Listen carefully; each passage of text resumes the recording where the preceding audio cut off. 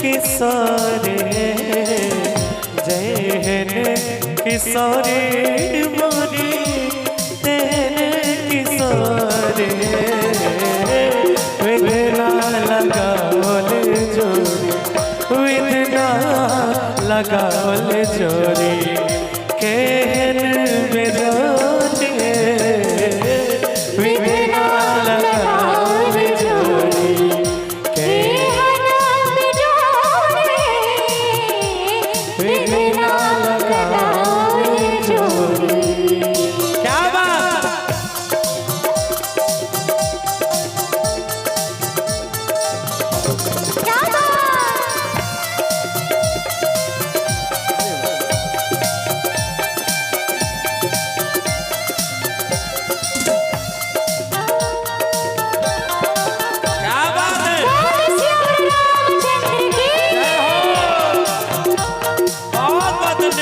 भैया का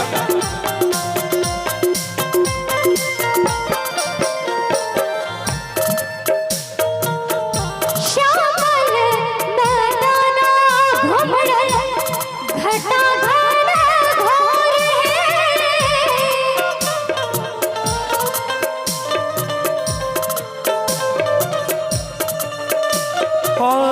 श्यामल बदन श्यामल बदन श्यामल बदन घुमना घटा घन घोर घटा घन घोर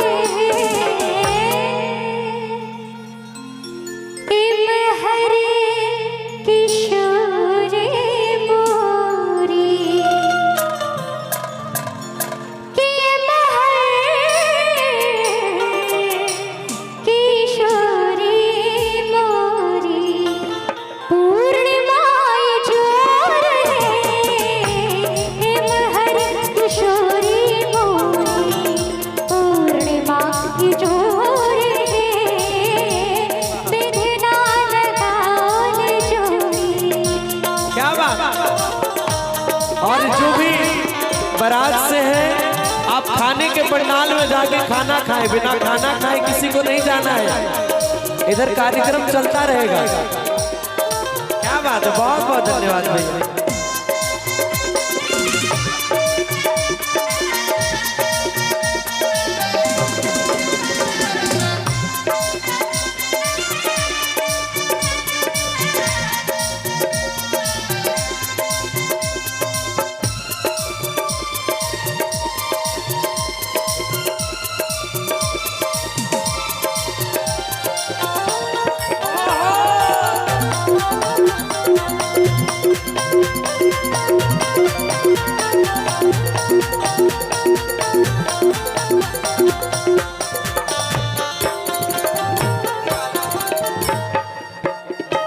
और देखिए मिथिला और मिथिलावासी के भाग्य जय राम के पावई के लिए ऋषि मुनि युग युग तक तपस्या करें।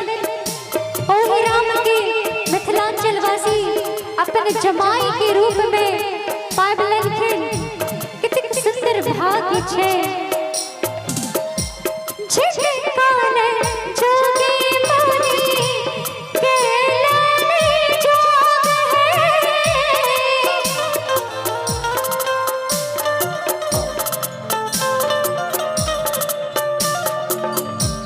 जिनकाले जोगी जिनकाले जोगी जिनकाले जोगी कहलाने जोगी है केलाने जोग क्या बात। से मोरा पावन श्री